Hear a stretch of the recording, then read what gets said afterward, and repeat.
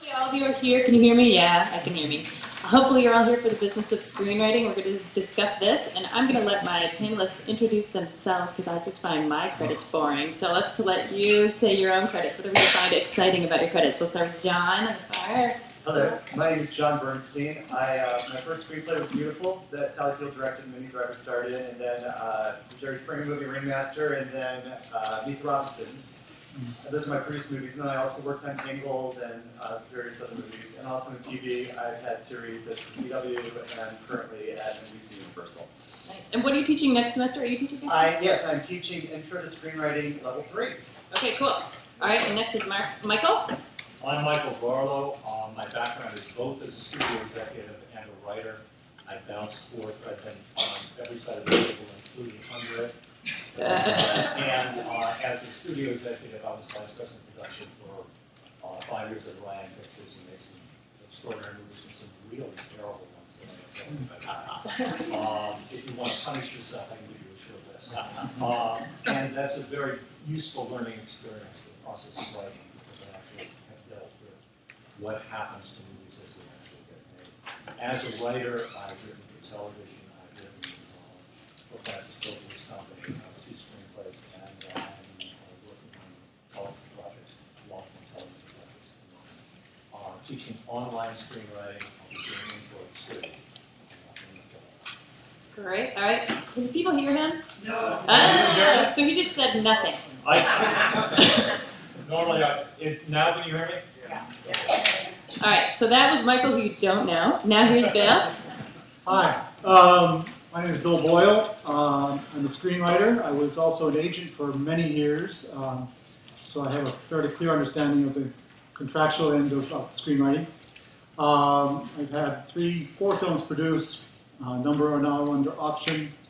I also teach screenwriting here. I'm teaching a business course, business of screenwriting here in, I think it's January, February, something like that. I'm not sure yet.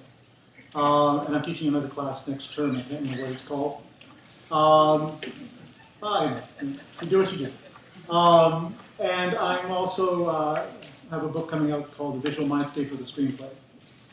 Very good. Okay, I'm Cindy Davis-Hewitt, and most of my credits are in animated stuff. I'm working right now on a movie called Pigeon Impossible for Fox, although I do write live-action people too. Next semester, I'm going to be teaching Intermediate 1 on site. Okay, and we have Barney. Yeah, I'm Barney Lichtenstein. My background's in story analysis. I've been teaching for years now a course to help people become story analysts, read scripts of film companies, help weed out the good and the bad ones. So I always joke that you can blame all the bad movies on me. And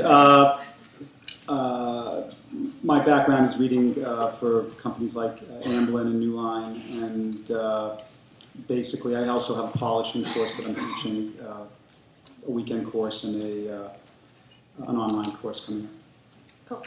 All right, so we're going to start with what I think everybody's here to find out is how do you recommend that people break into the industry today? Why don't we start with, well, if John has nothing to say, I'm going to start, John, just because I'm picking on you right now. Do you have anything? Okay, go. I am a big believer in the power of a sincere letter. Lots of times the truth of the matter is this business wants to find a script that they're crazy about. You know, they're there and they want to love it. We just have to be smart about it. And a lot of writers I know, they just do like massive submissions. I'm a huge believer in reading the Blacklist. And if you just Google 2010 Blacklist, you get to see what are the 100, considered the 100 best unproduced screenplays. And some of them, many of them are in the process of being produced. And it's a lot of writers who have no established credits. It's just a compilation that was put together by executives within the industry. And then if there's something that really speaks to you, and if you start seeing the same name of an agent, and you feel like they're repping stuff that's sort of your vibe, if you write a sincere letter to that agent, you know, that's informed, and that shows that you took some time and thought and put it into it, I think that you're more likely to get a good response. Did you get an agent by query letter?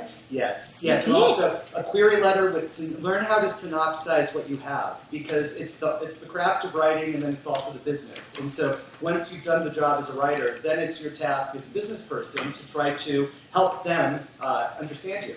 And so to synopsize what you have, to let them know what kind of writer you are, to really help them. Because then if they can understand, okay, this is who this person is, this is what they write, this is the kind of stuff that they respond to, then they have a more clear idea of who you are.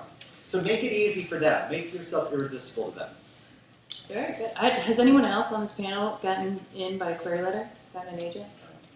No. Anybody? Okay, well, who else did what? Michael, what'd you get? I've had agents and managers mostly because I've known Closer. them. Mostly because I've known them in my other professional role. So they got to read me as a writer, which is a very strange thing. They're predisposed to not like it, and sometimes they did. I think that, and this is a very dangerous topic, because a friend of mine wrote an article about a year ago called "I Will Not Read Your Effing Screenplay." Josh Olson. And Josh's point was, please don't give me your screenplay to read. I can't help you. I can't do anything else. Well, that's true and it's not true. Mostly people who are represented by good agents, who have friends who are really good writers, tell their agents about that writer. And if you begin to network with, it's like actors. Actors, you want to find good actors, ask actors who's good, who's coming up. And they'll tell you about this kid who worked with them on this play or in this movie who's really good. And that runs through as well. Writers tend to tell their agents, tend to tell their managers, tend to create heat for other writers. If you've done something that really makes it sensible for that writer to read your screenplay. And sometimes that's going to UCLA extension classes, and sometimes it's entering contests. Some of them are terrible, some like the Austin Film Festival is really kind of terrific. But you want to create visibility and you want to be seen by people you really respect, not necessarily people who are in the business of finding new writers. People who are trying to find new writers have a problem in that they haven't found writers enough already. Bill, how about you? Well, I'm sort of in agreement with most of what John said. I think it's a combination of things. I believe it's extremely important that you have a good package together. You've spent hundreds of hours writing a screenplay and you spend 25 minutes putting your log line and your query letter together. That isn't going to work. It needs to be well done. Also, it's how you approach the industry. Industry access is a tricky thing because not only is it made up of getting your script to somebody, it's who is that somebody to get your script to. And I think you really need to understand and study the marketability of your property and how it cross-references with the marketability of who is into that kind of product. You can use the Hollywood Creative Directory for that. You won't be able to pay that month's rent, but once you pay for it, you'll be fine. And also, to some degree, you can use IMDb Pro.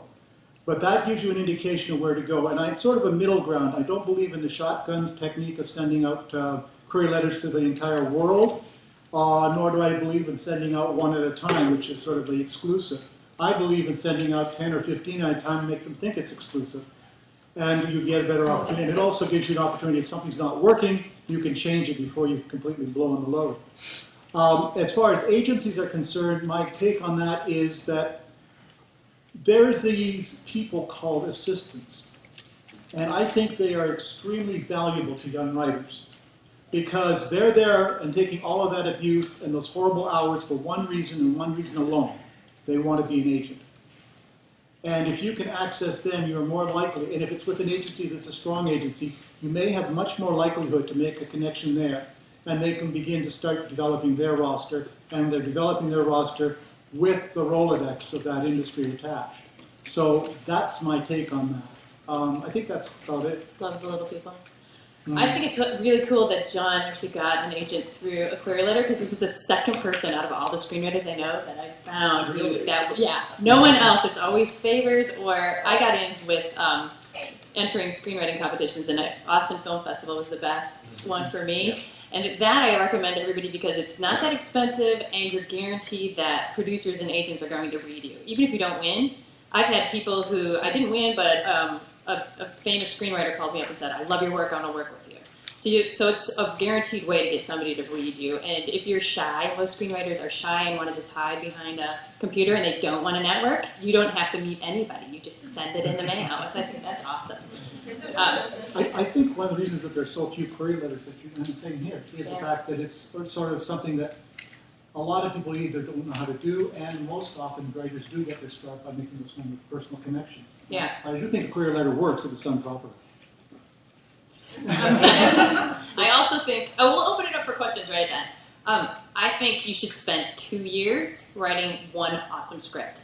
I think one great script instead of 20 crappy ones is the way to go. I can tell all my students 2 years. You see, there's a book out there called How to Write a Screenplay in 21 Days. It should be How to Write a Crappy Screenplay in 21 Days. It doesn't happen. Even geniuses don't do that. So that's my take.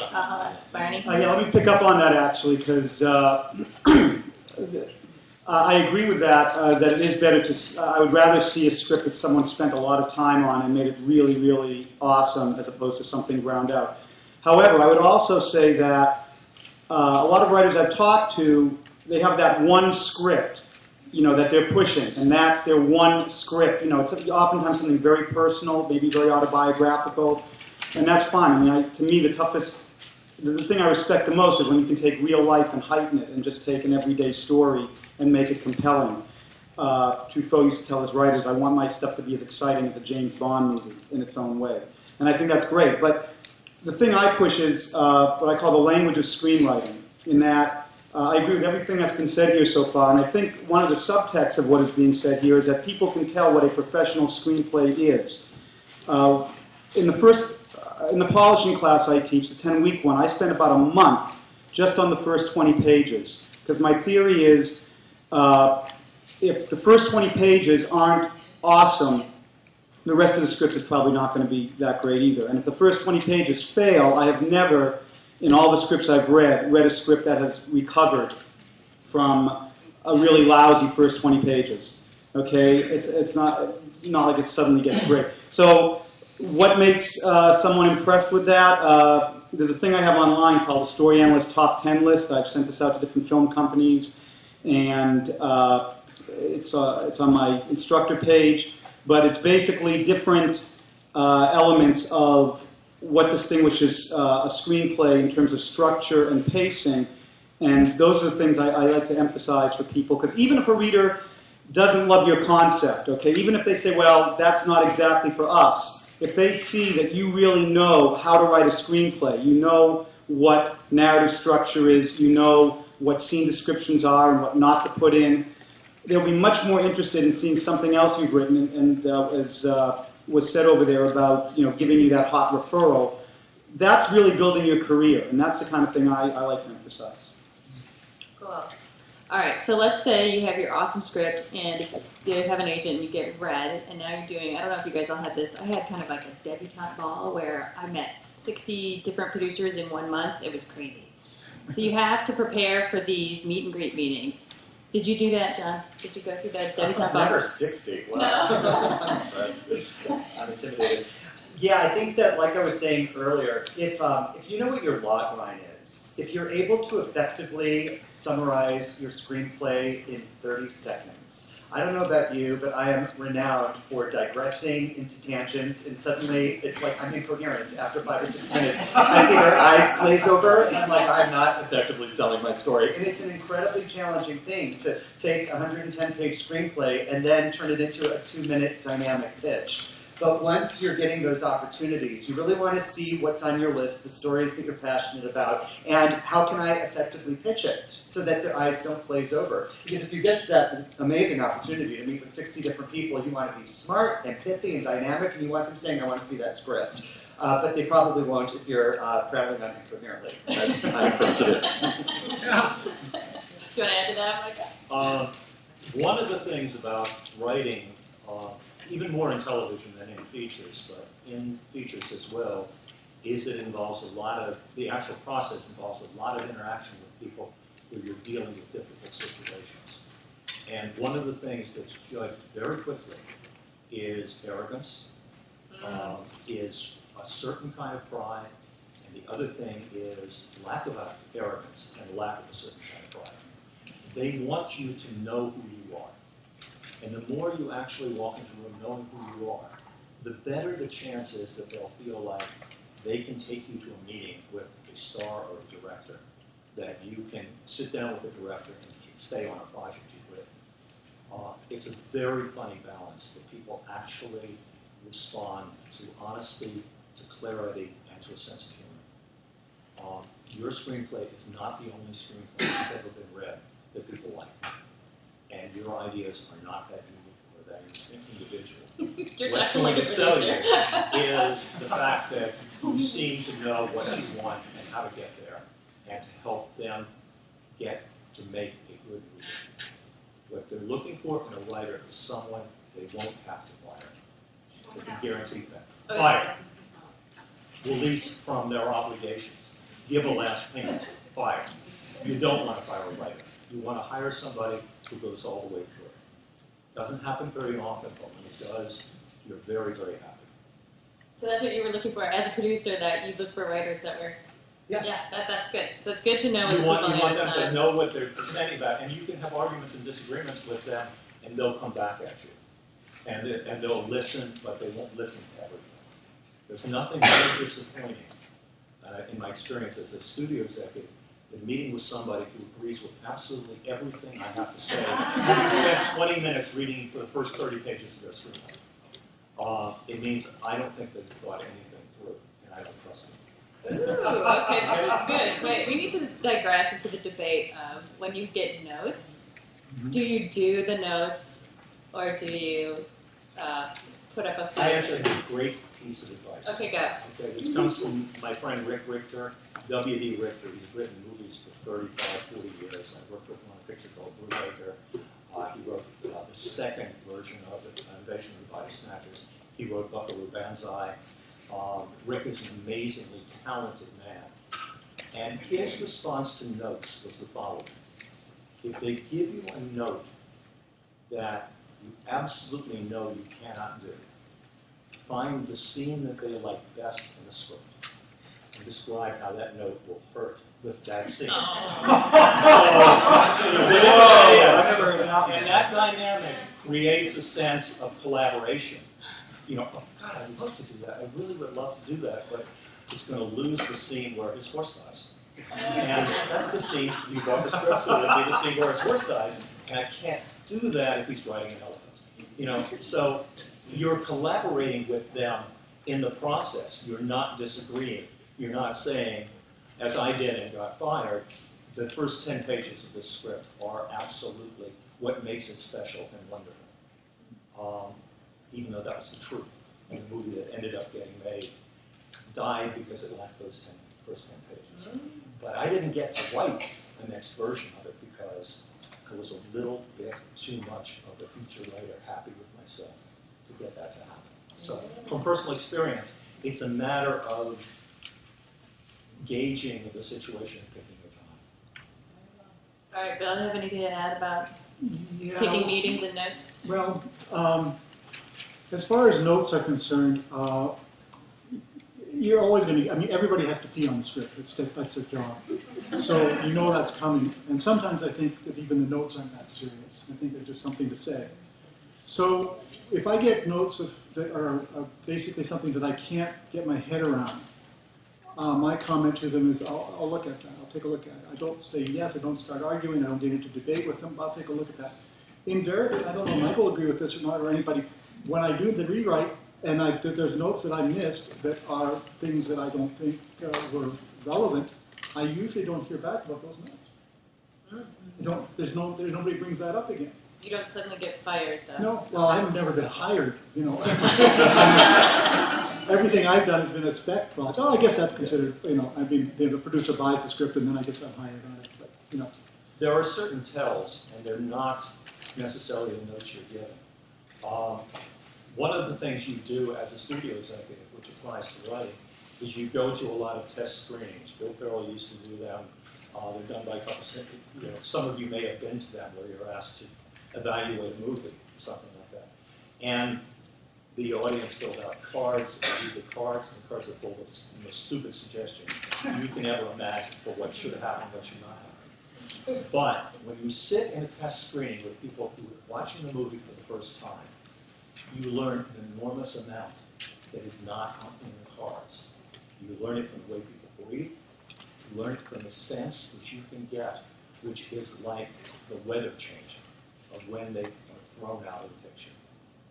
And when you give somebody a script to read, and it comes back and says, you know, I'm really loving it. I'm 55 pages in. I had to stop because I had to pick up my kids.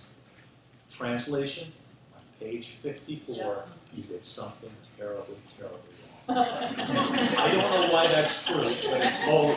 Yeah, that's usually where it goes wrong, though, isn't it? It's like 55. 55, 60, 70. There's a whole, in the feature screenplay, there's a whole area of Death Valley. And it is that point in the screenplay where it's not that hard to actually write 40 pages of a good screenplay. And it's not that hard to write a good ending. But to write the connection between the two is living hell. That's true. An agent once said to me, the second act tells all. And there's a lot to be said for that. Yeah. But this about notes, one thing I like to add is Pixar, when they were doing Toy Story, was getting lots of notes from Disney. And you understand, he's gone on record talking about this. And it was horrible. I mean, they showed the first 10, 15 minutes of it, and the executives came in, and they were ready to just can the whole project. That nobody liked Woody, nobody liked Buzz. And they said, you know what, let's just, they said to Disney, give us 2 weeks to work on it and see what we can do. And they said, let's just forget these notes, do what we really wanted to do. And they went back, and you know, it started to come to life, and the rest is history. Now, that's not saying you should always disregard notes, but you really have to pick your battles. There may be, you know, good notes from a good development executive are like gold, you know, if you get a good one. And you need to be able to weed out. I think one thing that's good to do is go and talk to people you really respect, writer friends you may have, and tell them some of the notes you've gotten, and approach it with an open mind. And if you start hearing, yeah, I kind of felt that way myself about that character or about that scene, then maybe they did hit on something that you need to consider. And if somebody else says, what? Where are alien cheerleaders coming in here? I don't understand. I thought this was Merchant Ivory. But you know, then you have to go back and you need to explain, as he was saying, was Bill was saying about, you don't have to necessarily always blackmail about, well, I'm going to murder your child if this gets cut out. But you can point out how this is going to ruin the structure. The guys who did Pirates of the Caribbean, well, actually, one of my students, Stuart Beatty, actually wrote the first draft of that and created Jack Sparrow and Elizabeth Swann, and he had a thing for bird names. But Elliot and Rossio said that there's a thing called the $100 million mistake, and that oftentimes screenplays, when there's that one aspect of it that, in the concept, that they didn't quite get down right, and therefore the film didn't do as well as it could have. And that's the kind of thing where if somebody starts to tamper with the originality of your premise and the thing that makes it unique, that's where you may have to draw the line and say, no, if you really go into this territory, I can do all these stylistic things for you, but if you start to make this character 15 years old instead of 12 years old, because there's a whole different perspective a 15-year-old will have on life than a 12-year-old, and now you've lost your family audience, but they say, yeah, but we've got this kid attached, you know, who's 15. You know, when you start making those kinds of compromises, that's where the Titanic starts to go down. And I mean the real Titanic, not the one that made a lot of money. One of the things about notes I think are really valuable is that it means that if you really must understand and know your script. There's writing the script and there's fully, viscerally exploring and understanding it so that you have a clear indication of where those changes don't make sense and where they do, where you're clear about it. One of the other ways you can go about that is with the coverage reports. You can get your own private coverage reports and just see what they have to say. My feeling about them is that if they have something to say that you totally agree with, great. Otherwise, just look at if something that 2 coverage reports agree about, that's something to look at. But don't change the script based on what they have to say. One more comment about notes, which, as you can see, gets us all very excited, is that often you'll get a note that I need to know more about this character. I don't understand him. What was his background like? What was his story? Patty Chayefsky calls that the rubber ducky note. And the rubber ducky note is, tell me about the time that they took away his rubber ducky and that's why he's a mass murderer. And you'll get that note from everyone. Everyone will make that note. You never actually want to do that note. When they actually say more, they mean less. The less you can tell me about a character, the more you know. If you can tell me the one telling thing, if you can tell me the scene, the moment where you start off, if you look at I don't know if anybody remembers Cool Hand Luke. Mhm. Yeah. But Paul Newman starts off that movie cutting the tops of heads off parking meters. And he is going to rise to become a Christ figure. And it's such a wonderful opening that you know who that character is. You know that this is a guy who's lived on charm his entire life. In The Verdict, Paul Newman starts off, Paul Newman, fixation right now. Paul Newman starts off playing pinball in the middle of the day and going to a funeral and trying to con legal work out of the funeral, pretending to be a friend of a man he never knew. Well, that tells you who that guy is. You know that his wife died somehow. You never know how his wife died. You don't need to know that. What you need to do is know is what is he doing today, not the backstory. You'll be offered opportunities to write backstory forever, and you will write backstory forever, and most of the time, you'll get rid of it. Right. If I can just add, one thing that will really kill your script in terms of people seeing you as an amateur is overly blatant exposition, where you're really forcing it down people's throats. I'm sure you've all seen that, right? Where you feel, there's a great anecdote Clint Eastwood had in Fistful of Dollars, which was his first movie, and he was, just an actor still, really, didn't have a lot of clout, but Sergio Leone wanted him.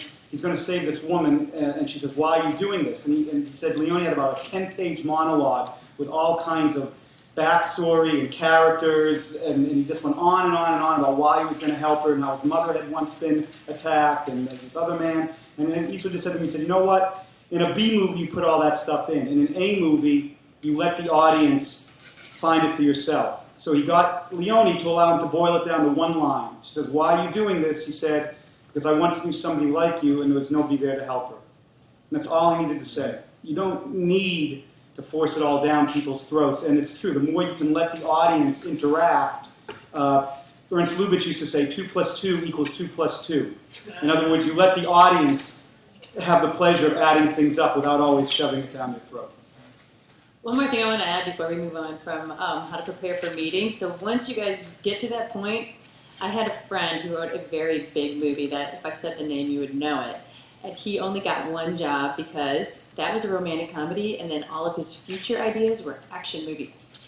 And every time he took a meeting, everyone would say, "But yeah, what are your romantic comedy ideas?" Right. So you really need, before you get your big meet and greet meetings, you need to pick your genre. And sometimes people find that depressing. It actually gets you work, so you might as well just choke it down. Otherwise, you'll get one big hit and that's it. So you should start thinking now, before you get your meetings, try a whole bunch of genres and find one you like. Because Hollywood people they want to know who exactly they can hire every time they have a movie. I heard of somebody saying they were going to do a movie about barnyard animals. And they were talking about some other writer, and they said, "Oh, that writer does zoo animals, they don't do barnyard animals." It was so you shouldn't be that specific, but that's how Hollywood people think. So you need to help them figure out how to hire you. We support that kind of concept. Yeah, the writers of Shrek, when they kept talking about the princess morphing at the end, from a beautiful to an ugly princess, they kept saying, "Well, we don't want morphing in a fairy tale." And finally I said, "Well, she's an enchanted princess." And they're like, "Oh, she's enchanted." Okay, because if they just thought of that, they could have saved weeks of meetings. All right, I'll go with one more question, then we'll open it up to you guys. So I want to know what your strategies are right now for staying in the industry and how to stay relevant. You can start with John. That is the million-dollar question. And I have to say I have a bit of a different perspective when it comes to handling notes. For me, it's been very humbling to always loosen my grip on what I think the story is and to defer to people who are saying, "Look, if you want our studio to do this movie, this is what you got to do. Or if you want our network to do this series, this is what you got to do."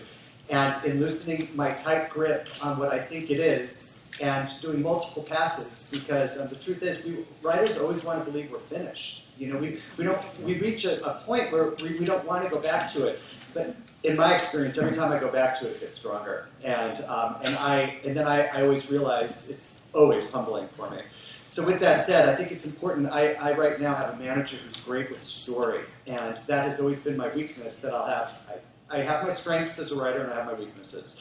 And to have a manager who is strong with story, who can sort of help you before your meetings and really clarify what you're trying to do has been vital for me. So when you're meeting your reps, when you're taking your meetings, it's really in the spirit of how can I achieve what I'm intending to achieve? You know, I'm sincere about being a writer, I'm sincere about the discipline and doing the work, but how can I elevate it so that it's commercially viable? And that may require putting your ego over there and listening to people who really have an opinion on the subject, an informed opinion. Very good. Okay, Michael. The film business is in change. The film business has been in change since 1898. But this actually seems to be a period where it's an enormous change. And one of the things that's happened is that many of the writers who are doing work that would have been feature film work 20 years ago are doing it in long-form television, in one way or another. And that's very much what I've found myself doing in the last 4 or 5 years. Because there's more freedom to explore character, to explore narrative, to, if you take the complexity of a story like The Sopranos over its run, and try to think of a single feature film since The Godfather that has that level of complexity, you probably won't find it. And it's enormous fun to write, and they actually do pay attention to writers more than Hollywood features can afford to, because of the nature of the economics has changed. Yeah, I find there's a huge difference between TV and features. That in features, writers are supposed to put their tail between their legs and take it, and in TV, they make you a producer. Is everybody else in that? We're all fleeing. We're all in this screenwriting course that tell you get out, go to television. People actually like it's better in the lifeboat, yes, than it is in the main cab, and that's often true. Okay, Bill's being creative with his feature. Yeah, I just think based on what you said as well, I'm going to approach this. I've worked with a number of writers who have, by the time that we've completed, have really some wonderful screenplays and projects that deserve some kind of response, deserve some kind of access to the industry. And it's been tough, and I'm not going to kid you, none of us are going to kid you about that. It is tough, no matter what you use, what's here. But what I would like to talk about for just a moment is about self-worth. If you're talking about longevity, if you're talking about staying in this industry for an extended period of time, don't expect to get it from somewhere else. Don't expect to get it because somebody liked your script necessarily. You've got to have that yourself. We are an industry, we are part of the schizophrenia with the film industry. We are both the absolute spine and heart of the film, and we are the person that they can't remember who should be on the set. We're the person, screenwriters and writers are the only creatives that are not represented on the Hollywood Walk of Fame. Oh. The writers that are ones that are hyphenated like producers, right? There are. This is the industry that broke Fitzgerald's heart. That broke, Odette to drink. This is that industry.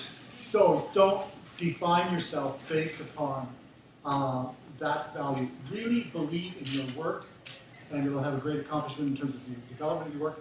And hold on to that self-value and self-worth. Get a therapist. Okay, so did you hear what I was so interested in what this is about the question. how do you stay relevant now? What are you doing to I think staying, of course, I approach it from a slightly different angle because, I approach it from story analysis. A lot of people who've taken my class, when they say so, have found that it has helped their writing, reading other people's scripts that have problems and seeing what not to do, so you can learn the easy way. In terms of saying relevant, though, I think from what I've been seeing, the internet is really the next wave, and it's here. And we were just talking before we started about Netflix and the fact that Netflix now has separated their DVD from streaming. And there's an article recently in Nearly Weekly a couple of weeks ago about piracy, some of you may have seen, about that what companies are doing now is being very, very aggressive, where if they can track that someone downloaded a movie illegally, they will send you a letter saying basically, if you don't pay us $3,000, we're going to sue you for $150,000. And they're getting money from it. And now, and of course, maybe they're going overboard that way, but the fact is what that signals is that a lot of people are saying they don't want to wait a month, 6 weeks, whatever, to get it on DVD. They want it now. And more, the window of time between a theatrical release and it coming to your home theater, right? It's not even a TV set anymore, it's a home theater, is going to be shorter and shorter. And therefore, the whole distribution of movies is going to allow people to do more creative things on lower budgets, and that's the area I think people should look into. I just want to add, for me, I've started diversifying. I made sure I was doing film and television, and to never have one project going, because it will always be crappy at some point. When I was working at Pixar, they said, we got to a point where it was really tough, and they went, oh, it's the part where it gets crappy. Because it always happens. So if you have 2 different projects going at the same time, one will be bad and one will be going well. So at least have 2 just to cover yourself so you don't feel like you are stupid. It's the script going through, it's growing. So you should always have multiple projects going. Yeah, and you may want to diversify. Don't just do film. Try TV too. It's TV's the new place where writers get to be writers and really get to express their voices. Okay, anybody else to add? Or should I Just one thing I'd like to add. What you said. A lot of writers, the worst thing writers can hear, they feel, is this is no good. Right? That's the worst fear writer. Your worst fear should not be that. Your worst fear should be to have it made and then somebody come up and say, wow, that was good, but why didn't you do this? Or why didn't you do that? And say, oh, why didn't I do that? But it's too late, it's already done. So criticism should not be your worst fear. Your worst fear should be not getting enough criticism. And criticism is like trying on clothes. If it fits and you like it, you keep it. If you don't, then at least you considered that option. And I think my motto is make your mind like a slot machine. You go through all the variations till the right one pays off. And if you approach it that way, suddenly the criticism doesn't sting so much. All right, we'll open it up for questions. Anybody? When you're starting early out before you've gotten a manager, would you say you should go to script consultants as far as like a way to get feedback? Yeah, to me, I think that's like dating. You have to find somebody who's going to give you notes and you agree with their notes. There are crappy script consultants and there are good ones. So you have to get a bunch of opinions, I think. You should have multiple opinions. Anybody else want to chime in on that? I can't. All right, he is one, so his would be great. They have a consultation service here, by the way. If you like your instructors, you can actually hire them privately through the writers program to read your script and give you detailed notes on it. That's one nice thing about being in classes is you get to meet all your classmates and they all owe you favors if you each give each other notes. And you should I always say, get 3 reads each time you do a draft. And if you get all 3 people saying the same thing, you gotta do that note. So yeah, but you need to protect yourselves because some people just don't get good notes.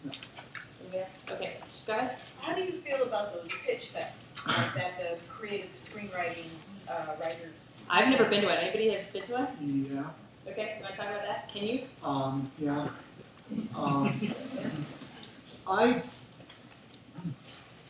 I used to do lectures at the various several pitch festivals. I stopped doing it because I'm really not a fan of pitch festivals. And my reasoning, if anybody wants to disagree, I'd love to hear it. I don't think they're real. I don't think they're real in the real circumstance. I will say I saw one just recently that actually had people that made some kind of sense that were out sitting behind the table. But more often than not, it's somebody who really has no clout whatsoever. I have heard the people who have to listen to the pitches talk about them, and it's death. They hate it. They go, oh, I gotta sit through 25 bad pitches. So their mindset is it's going to suck. So if you did actually have an amazing pitch, I think you would shock the pants off of those people. if those people can make a difference. Right, that's the other thing too. So, yeah. Okay, in the back? Yeah, that's you. Is there any truth to the notion that a manager or agent is not going to be interested in you if you've only written one script? Yeah. I actually had a job with Pixar and agents weren't interested. So you do need to have a body of work. I think if you have 2 great scripts and pitches for new ideas, then you'd be more likely to get an agent. But anybody else chiming in? Agents are always looking for the line of least resistance. And that means whatever, hand it to them. If you've got a job, right? And still, God, that's just too much work. Yeah, because I wasn't developed enough. They had to do a ton of work to get me on my feet. So, can I follow that up? So if you have one script and it's really great, then what? You should just not concentrate on getting representation and just starting on a new script, or? It takes long enough to get representation that you might as well be working on your next thing in the same genre while you're trying to get your agent. My first agent was with one script. Yeah? Yeah, it's possible. I once spoke to Martin Scorsese and he about a script that I knew that was really a special first script, and he said, what you really need to do is have the writer write the second one and do something and put it on the shelf if you want to have, because if it just goes out there, even if it goes out there, most likely by the time it ever got made, you may not recognize half of it. And if you really want to have a little clout and some control, and if the script is really that special to you that you put that much time, how much time do you put into your one script? Well, I started it 10 years ago, but actually. Okay. Well, there you go. If you put You that might much, want to start another. if you put that much time, no, I mean that's fine. I mean, look, it took Tolkien 15 years to write Lord of the Rings. So what I'm saying is, if you put that much time and effort into it, you want to see it done right, and it's better to build up your chops as a writer in terms of learning, again, what I call the language of screenwriting and writing other stuff. An old instructor of mine once said, I don't want to see your first script, I want to see your second. Because the first one's the one you have to write. The second is the one you want to write. And that's what really makes you a professional. So, I mean, All right, we're out of time, actually. So I guess you can talk to the instructors between the next 10-minute break. And thank you for coming on this hot, sweaty day.